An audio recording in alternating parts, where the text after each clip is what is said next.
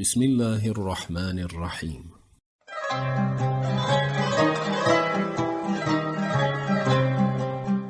حدیثی رحمت.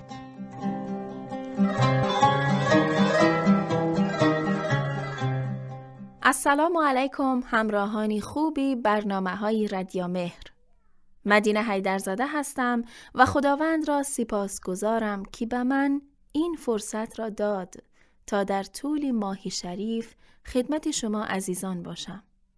و اما صد حیف که این می گذرد و صد شکر که آن می آید. من و همه دوستانم در حدیثی رحمت پیشاپیش فرارسی عید خجسته فطر را تبریک و تهنیت میگوییم.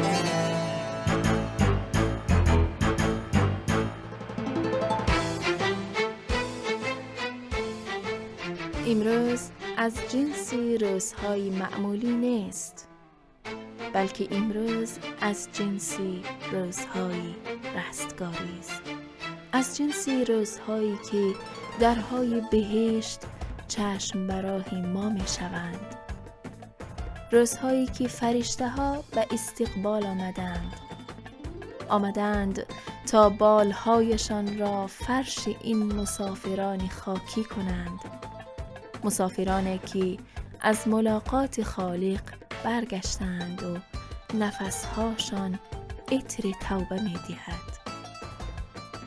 امروز از جنس عیدهای خداوند است، روزی که خداوند مهمانان گرامیش را به دیدار هم می فرستد تا هوا تازه شود و آسمان حسد ببرد و این همه آسمانی زمینی. قلبم را به پیشواز آفتاب می‌فرستم تا با آفتاب جشن بگیریم این رحمت بزرگ را و ثانیه ثانیه امروز را گرامی می‌داریم با حدیث دیگر از پیشوای عزیزمان، او که آبروی هر دو عالم است، محمد مصطفی صلی الله علیه و آله و سلم. بسم الله الرحمن الرحیم. حدثنا عبد الرزاق حدثنا داود بن قيس عن أبي سعيد مولى عبد الله بن عامر قال سمعت أبا هريرة يقول قال رسول الله صلى الله عليه وسلم لا تحاسدوا ولا تناجشوا ولا تباغضوا ولا تدابروا ولا يبع أحدكم على بيع أخيه وكونوا عباد الله إخوانا. رواه احمد. امام احمد بن حنبل رحمت الله علیه در مسند خیش حدیثی را تحت رقم 7402 از ابو هریره رضی الله عنه نقل می کند که گفت رسول خدا صلی الله علیه و آله و سلم فرمودند به هم حسد نورزید، همدیگر را فریب ندهید، به هم کینه‌ورزی نکنید، پشت بر هم نکنید و کسی از شما بر بیع و معامله برادرش بیعی و معامله انجام ندهد. بندگان خدا با هم برادر باشید. در این حدیث شریف ابتدا رسول خدا می‌فرمایند ولا تحاسدوا، به هم حسد نورزید. حسد را چنان معنی کرده اند که آرزو و تمنای زوال و نابودی نعمتی از شخص دیگر در حالی که آن نعمت بر صلاح آن شخص باشد. اگر انسان آرزو و تمنای زوال و نابودی نعمت دیگری را نکند بلکه مثل آن را برای خیش بخواهد، آن را غبطه گویند. برای حسد معیاری را بیان کرده اند که با توجه به آن معیار هر کس میتواند تشخیص دهد که آیا حسد می‌ورزد یا غبطه می‌خورد. و آن معیار این است که حسد بر این اساس استوار است: آنچه را برای خود نخواهی برای دیگری بخواهی و آنچه را برای خود بخواهی برای دیگری نخواهی. یعنی در واقع مخالف اون حدیث مشهور و معروفی که از پیامبر نقل شده است که لا یؤمن احدکم حتی یحب لاخیه ما یحب لنفسه، که پیامبر فرمودند ایمان کسی از شما به کمال و تکامل نمی رسد تا اینکه برای برادرش آنچه برای خودش دوست دارد برای برادر دینیش هم دوست بدارد. یعنی کسی که مخالف این حدیث عمل کند در واقع او دارد حسد می ورزد. حسد زمانی بسیار خطرناک می شود که به یک روند شایع در جامعه تبدیل شود که مردم به همدیگر حسد ورز شوند که سر از حقد و کینه و دشمنی در بیارند و نهایتاً دست به نابودی همدیگر بزنند. رسول خدا صلی الله علیه و آله پس از نهی از حسد ورزیدن امت خود را اینچنین مورد خطاب قرار می دهد ولا تناجشوا.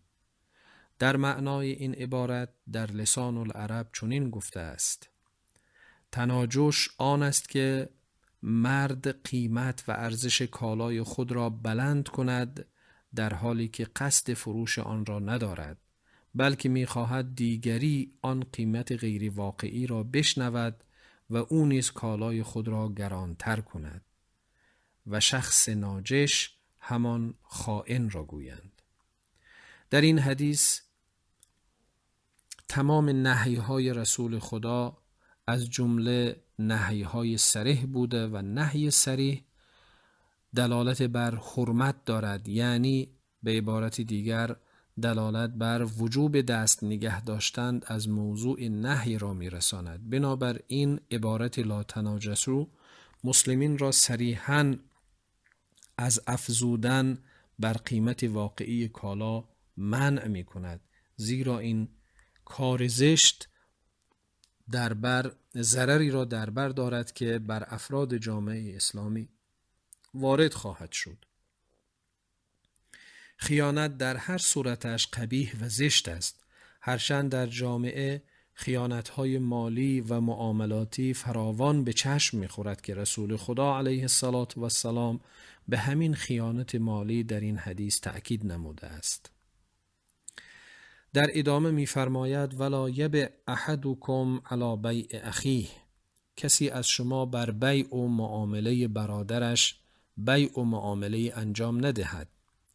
این قسمت نیز فرد مسلمان را به پیروی از ارزش‌های اخلاقی در معاملات خود فرا می‌خواند. به هم زدن بیع و معامله نفر دیگر اکثراً بر ضرر طرف می انجامد. به هر حال در شرایط عادی نباید فرد مسلمان بیع و معامله برادر خود را برهم زند و الا این عمل به عنوان دشمنی تلقی می شود و باعث گسترش هنجارهای نامطلوب همانند کینه و عداوت در متن جامعه اسلامی خواهد شد.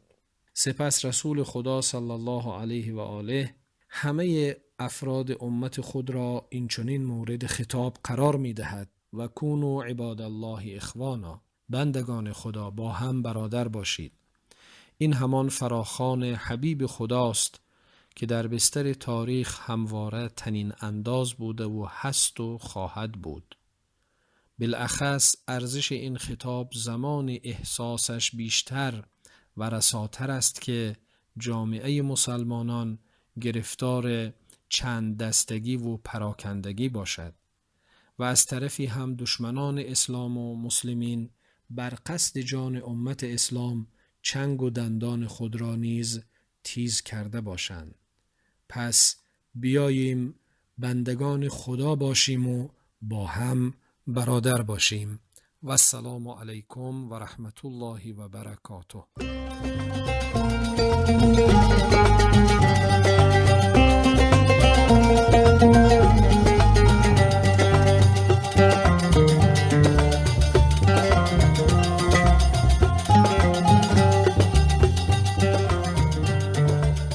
بسیار سپاسگزار و قدردانم از استاد گرامی نصیب الله عمروف که در طول ماه شریف با برنامه ما همراه بودند و هر روزی ما را با توضیح حدیث از رسول خدا نورانی تر گرداندند.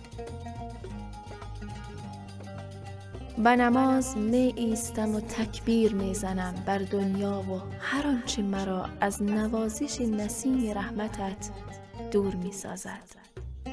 می خواهم حسن ختام میهمانیت، ابتدای آشنایی تازه‌ام با تو باشد. می خواهم این عید برابر با تولد دوباره من در محضر تو باشد. کمکم کن تا همیشه به یادت باشم. الهی، احوالم چنان است که می دانی و اعمالم چنین است که می بینی. نه پای گریز دارم و نه زبان ستیز.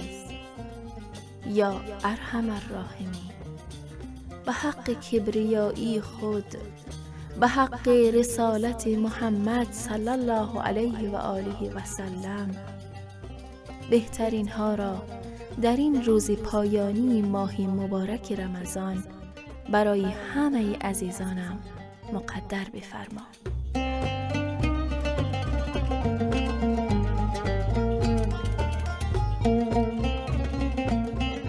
بار دیگر عید سعید فیتر را به همه شما شنوندگان عزیز رادیو مهر و همه مسلمانان جهان تبریک و تهنیت عرض می‌کنیم و لحظات پر از خوشی، عافیت و سلامتی را برایتان آرزومندیم.